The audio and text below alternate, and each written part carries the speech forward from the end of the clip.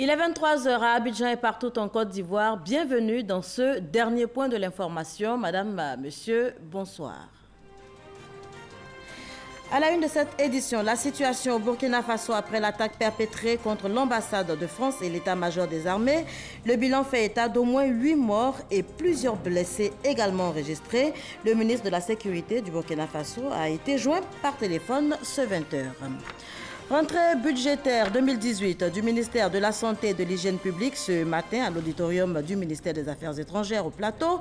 On retient que pour l'exercice 2018, ce sont 380 milliards de francs CFA qui seront alloués à la santé. Et puis au Tchad, 5 semaines maintenant que les travailleurs du secteur public ont arrêté de travailler. Hier jeudi, le chef de l'État Idriss Déby a rencontré les syndicats qui, semble-t-il, n'ont pas été convaincus.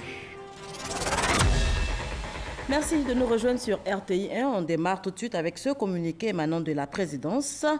Monsieur le Président et chers frères, adressé donc à son Excellence Monsieur Roch Marc Christian Kaboré, président du Burkina Faso. Monsieur le Président et chers frères, c'est avec une profonde affliction que j'ai appris l'attaque terroriste perpétrée le vendredi 2 mars 2018 à Ouagadougou contre l'état-major général des armées, l'ambassade de France et l'Institut français par des assaillants lourdement armés, faisant, selon un bilan provisoire, 16 morts et plus de 80 blessés. Je voudrais, au nom du peuple et du gouvernement ivoirien, ainsi qu'en mon nom propre, marquer ma profonde indignation devant cet autre acte criminel qui frappe votre pays et exprimer à votre Excellence, au peuple burkinabé frère et aux familles éplorées, nos sincères condoléances. Je vous prie également de bien vouloir transmettre ma solidarité ainsi que mes vœux de prompt rétablissement aux blessés. Très haute et fraternelle considération. Et c'est signé Alassane Ouattara, président de la République de Côte d'Ivoire. Et je vous le disais tantôt, nous reviendrons largement sur la situation donc au Burkina Faso. Situation sous contrôle ce soir, après donc l'attaque perpétrée contre l'ambassade de France et l'état-major des armées, également l'Institut français. Le bilan fait état d'au moins 8 morts dans les rangs des forces de l'ordre, également 8 morts parmi les assaillants, donc tous les assaillants qui ont donc été neutralisés. Plusieurs blessés également enregistrés. Le calme est revenu dans le pays à 7 heures. Et notez que Clément Ouagadougou, le ministre de la Sécurité du Burkina Faso, a été joint aux 20 heures ici à la RTI. Je vous propose un extrait de son intervention. Pour l'heure, je ne peux pas être très affirmatif sur l'identité des assaillants. C'est aux environs de 10 heures que cette attaque a commencé et elle a été gérée jusqu'aux environs de 15 heures. C'est une attaque qui a été perpétrée de la manière la plus barbare avec l'usage d'un véhicule chargé d'explosifs. Pour ce qui concerne l'attaque contre l'état-major de l'armée et l'explosion qui a été très intensive a provoqué d'importants dégâts, des pertes en vie humaine. Nous déplorons au total 8 hommes décédés dans les rangs des forces de défense et de sécurité, avec aussi environ 80 blessés. Donc, pour l'heure, les procédures, l'investigation est en cours. Le procureur de la République a pris en charge le dossier avec les officiers de police judiciaire. Travaille donc à situer les responsabilités, à clarifier davantage la situation. Je voudrais d'ailleurs préciser que, en tout cas, ceux qui ont mené l'attaque, qui ont été repérés, ont tous été abattus, soit 4 assaillants abattus sur le site de l'ambassade de France et 4 autres sur le site de l'état-major de l'armée.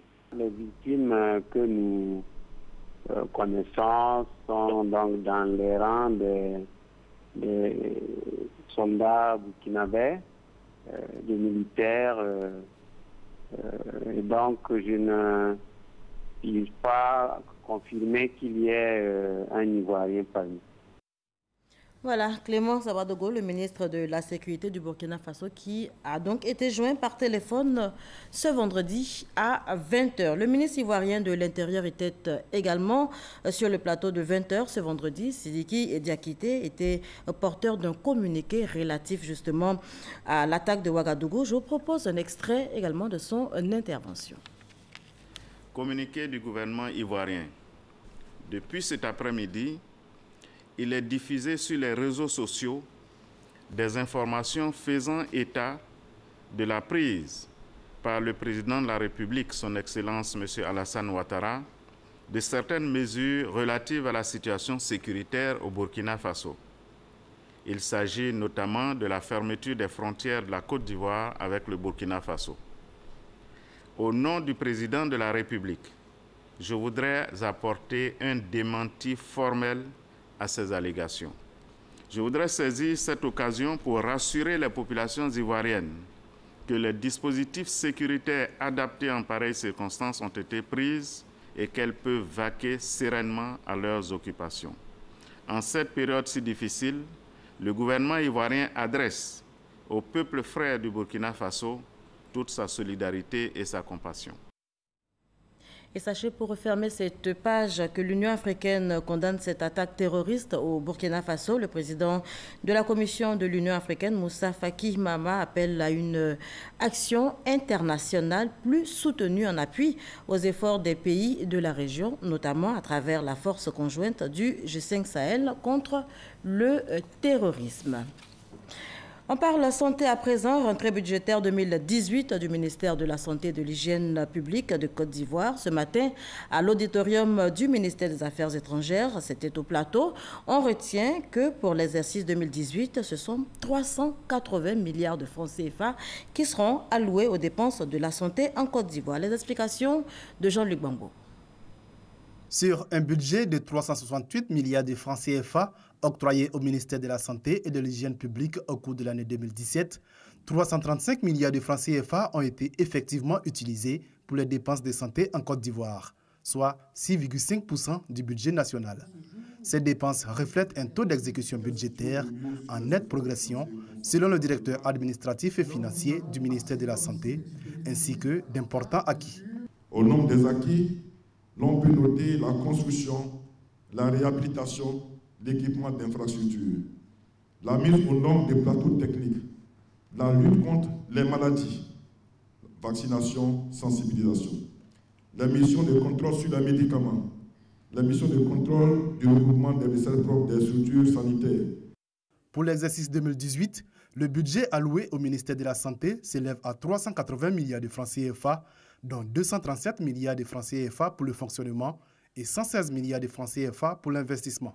Représentant le ministère de l'Économie et des Finances à cette rentrée budgétaire, le directeur général du Trésor et de la comptabilité publique a lancé un appel en faveur d'une utilisation optimale des deniers publics. Pour une dépense publique efficace, il faut une gestion rationnelle de la trésorerie.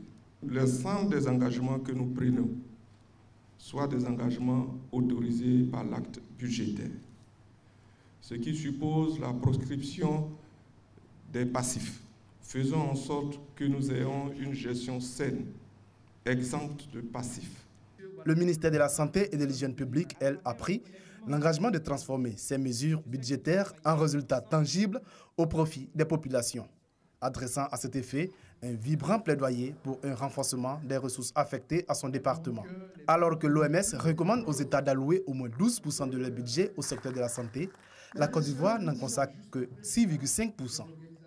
À l'endroit donc du ministère du Budget et du portefeuille de l'État, il s'agit donc de faciliter les conditions d'exécution du budget pour le secteur de la santé à travers le relèvement des plafonds, le dégel des budgets et la flexibilité au niveau des procédures de passation des marchés. Cette rentrée budgétaire 2018 a été l'occasion d'échanger avec les différents acteurs de la santé sur les mesures d'encadrement de la gestion budgétaire et financière. Nous, acteurs, nous nous engageons à utiliser au mieux les ressources budgétaires qui nous sont allouées pour produire des résultats allant dans le sens d'une meilleure prise en charge des populations. Il est de notre devoir en tant que responsable de retour dans nos différentes structures, d'informer aussi nos collaborateurs sur tout ce qui a été dit ici. Le gouvernement ivoirien s'est engagé à faire de la Côte d'Ivoire un hub sanitaire. Il est ainsi prévu un investissement de 833 milliards de francs CFA sur la période 2018 à 2020, dont 577 milliards de francs CFA qui seront réservés à la réalisation d'infrastructures sanitaires. Et on reste dans le domaine de la santé pour s'intéresser cette fois à l'anatomie pathologiste, une discipline très peu connue ici en Côte d'Ivoire qui pourtant existe.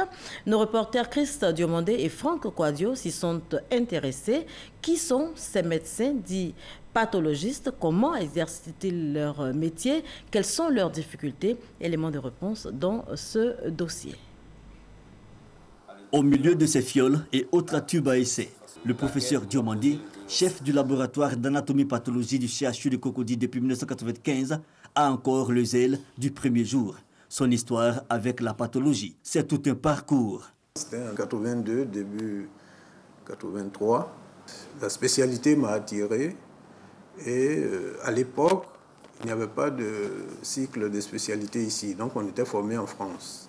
Depuis 1991, nous avons mis en place en Côte d'Ivoire un cycle de spécialisation dans notre discipline qui a formé pratiquement tous les grands chefs de l'anatomie pathologique aujourd'hui dans les pays francophones, le Burkina, le Mali. Le pathologiste est un professionnel de santé responsable de l'analyse des tissus et liquides biologiques des cellules isolées, de leur prélèvement et de leur interprétation. Pour devenir pathologiste, il faut un bac à plus 12, soit 8 ans en faculté de médecine, plus 4 ans de spécialité. Les pathologistes sont des médecins au même titre que ceux exerçant dans les CHU, les CHR ou dans les autres centres de santé. Leur particularité, ils exercent principalement dans les laboratoires. Toute cellule qui est anormale dans le corps, nous, on l'examine, à condition qu'elle soit prélevée. Donc, il faut que le prélèvement soit fait dans de bonnes conditions. Donc, il va mettre votre prélèvement dans le formol, dans un flacon, et il va faire un bulletin d'examen où il doit expliquer au pathologiste qui va examiner plus tard, voilà les résultats de l'endoscopie. Le pathologiste va examiner le tissu et puis faire un compte rendu. Les patients reviennent après le délai demandé pour prendre leur rapport, compte rendu, le remettre à leur médecin traitant qui fera maintenant le traitement qu'il faut. Mais la pratique de ce métier, que des difficultés. On ne dispose pas de tout l'environnement technologique qui va nous permettre de jouer notre rôle dans le système de soins. En termes d'appareils déjà pour travailler, de réactifs qui connaissent des ruptures, de techniciens qui ne sont pas en nombre suffisant, alors que la demande en examen est extraordinaire. N'empêche, la spécialité reste passionnante et le professeur Diomandé d'encourager les étudiants à l'embrasser. Nous lançons un appel aux bonnes volontés qui peuvent offrir des bourses aux étudiants qui voudraient faire la pathologie. Je pense que ça peut motiver les jeunes médecins qui sont sur le marché. En Côte d'Ivoire, ils sont 18 pathologistes à exercer dans les CHU de Cocody, Treichville et Boaké. Un effectif jugé insuffisant et un métier méconnu des populations. Pour mieux vulgariser cette science, la Société ivoirienne de pathologie soutenue par l'Académie internationale de pathologie organise cette deuxième journée scientifique, le thème « Pathologiste, environnement et cancer ». L'environnement provoque le cancer et le pathologiste pose le diagnostic de cette étude du cancer pour que le médecin clinicien puisse prendre le malade en charge à temps et correctement. Nos différents pays n'arrivent pas à comprendre l'importance du pathologiste dans la prise en charge du cancer. Et donc là, il faut un plaidoyer pour que nos laboratoires soient de plus en plus mieux équipés. Parrain de cette journée scientifique, le président Henri Konan Bédié, représenté par le professeur Maurice Kakougi-Kayoué, est venu porter un message. Le président a félicité cette mobilisation dynamique du gouvernement, mais tout cela ne peut pas aller loin et être efficace Si on n'a pas de diagnostics précis, si on n'a pas de bons anatomistes formés, si on n'a pas de bons laboratoires d'anatomopathologie avec les réactifs qu'il faut, il a pris l'engagement d'être le champion, de faire le plaidoyer pour que la discipline puisse se développer en Côte d'Ivoire. 3 jours de réflexion autour de ce thème axé sur le cancer, une maladie qui prend de l'ampleur dans le monde avec plus de 8 millions de décès en 2015 selon l'OMS. Pour ces pathologistes, ces journées visent à travailler en synergie pour faire face à cette menace. Et pour refermer le volet santé de ce journal, sachez que la fièvre de Lassa, qui a déjà tué au moins 72 personnes au Nigeria au cours des 7 dernières semaines, a touché le Ghana. Le pays vient d'enregistrer son premier décès lié à cette maladie. Le décès a été signalé dans un hôpital général à 38 km de la capitale. Notez que le Ghana a enregistré son premier cas confirmé de fièvre de Lassa en 2011. La Côte d'Ivoire et l'Inde renforcent leurs liens. En visite officielle en Côte d'Ivoire, le vice-ministre des Affaires étrangères de l'Inde, Mobashar Jawed Akwa, a rencontré les étudiants de l'Université internationale de Grand Bassam. À Grand Bassam, l'hôte de la Côte d'Ivoire a également visité le VITIB, le village des nouvelles technologies, et le musée du costume. Sidonie Davila. Vice-ministre des Affaires étrangères de l'Inde devant les étudiants dans l'amphithéâtre de l'Université internationale de Grand Bassam. C'est un cours magistral sur le passé colonial de l'Inde et de l'Afrique, ainsi que des relations d'affaires qui lient la Côte d'Ivoire à son pays auquel les étudiants ont assisté. Mobashar Jawed Akbar, le vice-ministre des Affaires étrangères de l'Inde, a exhorté les étudiants à s'investir dans leurs études et à aspirer à contribuer au développement de leur continent. Selon lui, le développement de l'Afrique ne se fera qu'avec les hommes et les femmes du continent. Il est heureux et content aussi de faire cette visite, que nous continuons toujours de marcher sur cette même voie. Il a été satisfait, mais il faut qu'on retienne qu'il sera de retour pour signer tout ce qu'il a fait comme partenariat. Cette visite du vice-ministre des Affaires étrangères de l'Inde à l'Université internationale du Grand Bassam, UIGB, fait suite à la mission du professeur Saliou Touré, président de cette université, en Inde du 23 septembre au 5 octobre 2017.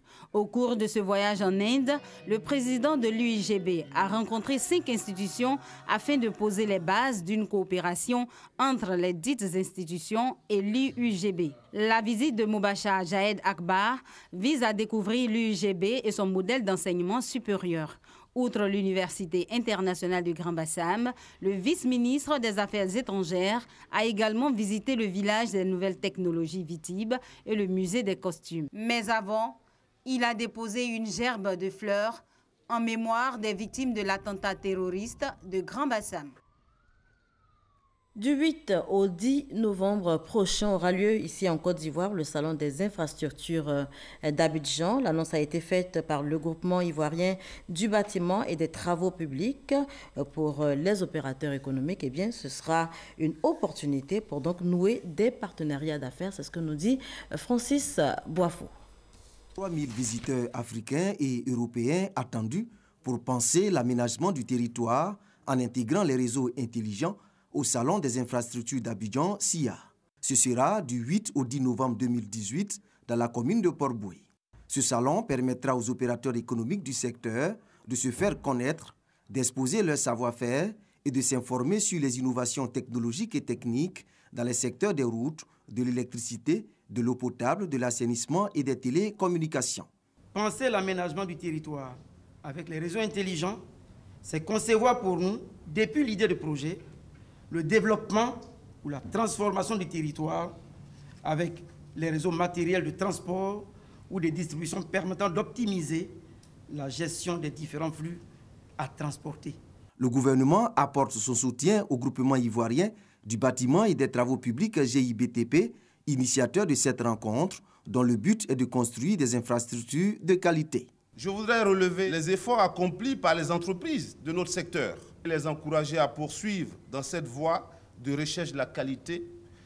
Le Salon des infrastructures d'Abidjan espace d'échange entre les acteurs du secteur du BTP, doit se révéler comme un outil précieux de proposition qui éclaire les autorités dans la prise de décision. Le Salon des infrastructures d'Abidjan, SIA, c'est aussi des expositions d'engins, des zones de démonstration, des rencontres B2B, des signatures de partenariat.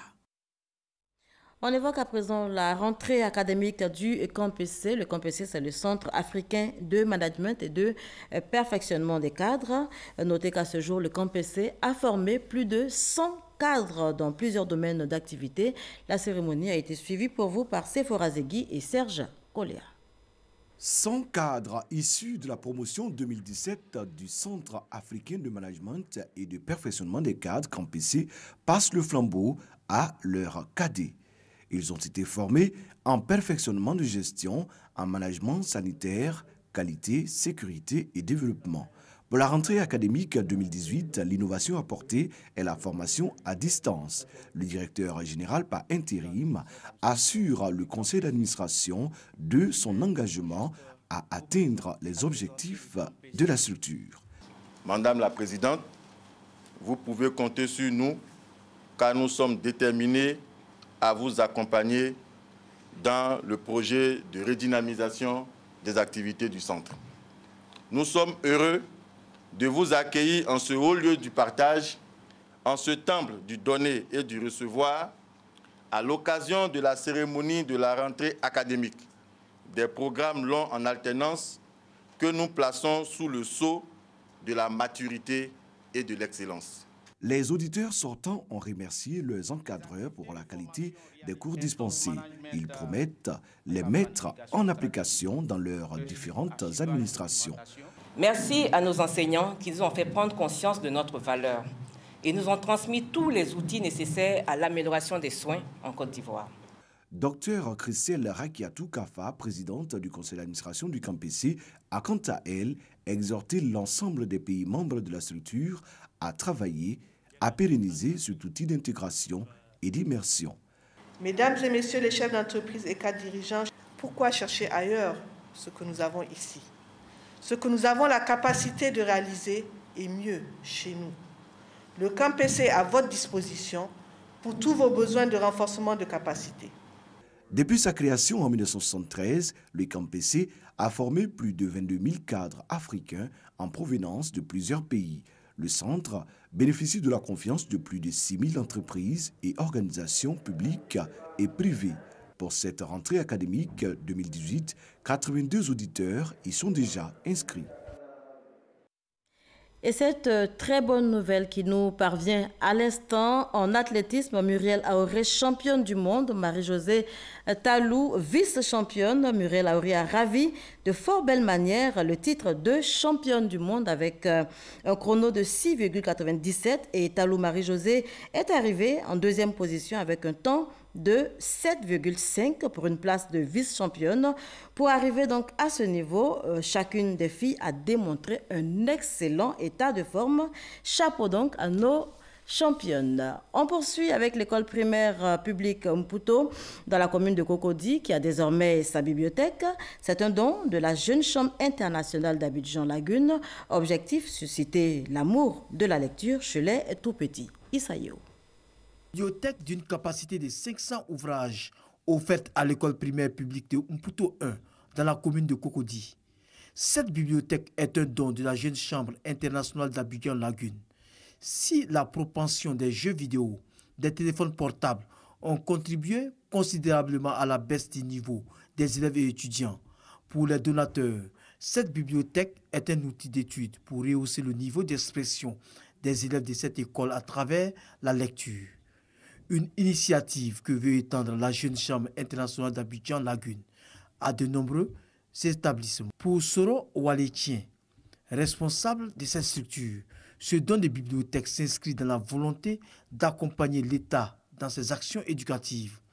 Un concours a été organisé par les responsables d'établissements pour encourager les élèves à la lecture. Comment fonctionne la justice des mineurs? Un mineur est une personne qui n'a pas encore atteint l'âge de la majorité légale.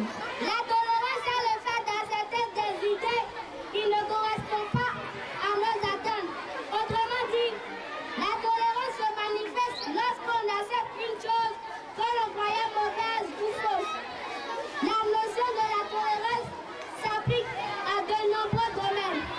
Cette cérémonie a été marquée par plusieurs activités, notamment des exposés sur l'importance de la lecture des poésies. Le corps enseignant de l'EPP Mputo 1 entend perpétuer ces exercices pour améliorer le niveau de leurs élèves. Une page noire dans ce journal, l'ex-représentant de la Côte d'Ivoire au Conseil de sécurité des Nations Unies à New York, Jean-Jacques Béchiot, décédé le 11 février dernier à Abidjan, sera inhumé le samedi 3 mars. Avant donc de quitter définitivement la terre des vivants, le ministère des Affaires étrangères a tenu à lui rendre un ultime hommage. Le compte-rendu d'Olivier Iriebi est commenté par Alexis Ouedraogo.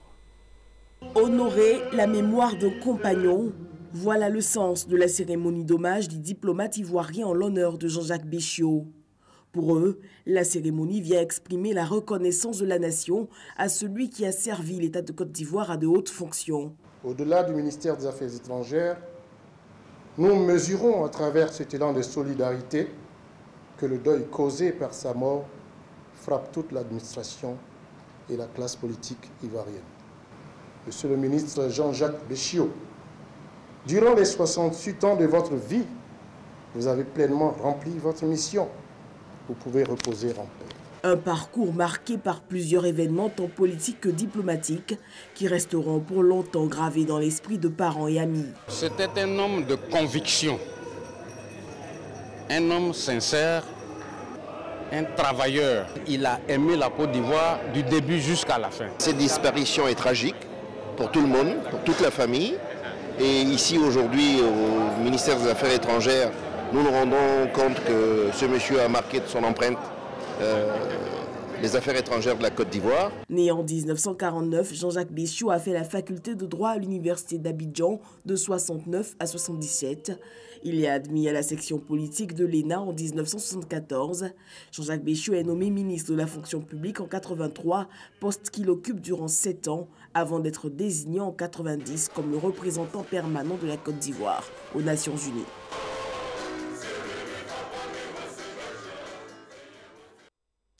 Hors de chez nous, au Tchad, et ce sera en images, 5 semaines maintenant que les travailleurs du secteur public ont arrêté de travailler. Ils protestent contre les coupes opérées sur leur salaire. Hier jeudi, le chef de l'État, Idriss Déby Itno, a rencontré les syndicats qui, semble-t-il, n'ont pas été convaincus. En France, l'actualité est marquée entre autres par un centre d'hébergement collectif pour migrants et c'est avec Alexis Ouedraogo qu'on en parle. Un centre d'hébergement collectif pour migrants à Paris, une solution décente pour loger les requérants d'asile. Constitué d'éléments préfabriqués, l'aménagement est modulable pour répondre aux besoins des résidents. Julien Beller est l'architecte du projet. L'idée, c'est de faire vite, de faire bien, mais de ne pas faire du temporaire. Donc il y a toujours effectivement un enjeu de se déployer rapidement, parce qu'on a des personnes à héberger vite. À l'entrée, l'accueil, en toile PVC tissée, lesté par des blocs de béton servant de banc, l'espace dédié aux femmes et enfants en attente de réorientation, car le centre est réservé aux hommes. Julien Beller a voulu disséminer partout des espaces de convivialité pour que les gens s'approprient l'espace. C'est les mêmes normes qu'une chambre d'hôtel, c'est un peu plus petit. C'est vrai que 4 personnes dans 17 mètres carrés, c'est pas beaucoup. Par contre, il y a tous les espaces autour pour les espaces de vie pendant la journée. Donc c'est des espaces intimes, entre chaque lit, il y a une tablette, chaque lit a un casier. L'architecte voulait faire de l'urbanisme et non de l'hébergement. Il a divisé chaque étage en 4 quartiers distinguables par une couleur, traversés par une allée centrale sur laquelle s'alignent des chalets de 4 x 4 mètres avec des portes coupe-feu. On est dans l'entrée du site, donc on peut voir devant nous la structure gonflable, qu'on appelle la bulle, que j'ai conçu avec Hans-Walter Müller, qui est un artiste spécialiste des structures gonflables. On peut voir un peu sur la droite le pôle santé, qui est fait avec des containers maritimes transformés. 4 lits, chacun sa prise électrique, son casier, une palissade pour un peu d'intimité, un espace réfectoire pouvant accueillir 50 personnes, ouvert 24 heures sur 24, outre une télévision. Voilà, et avant de vous dire au revoir, sachez que la situation est calme à 7 heures au Burkina Faso, après donc l'attaque perpétrée contre l'ambassade de France et l'état-major. À cet effet, je vous refais lecture de ce communiqué émanant de la présidence de la République, communiqué donc du président de la République de Côte d'Ivoire, Alassane Ouattara, adressé à M.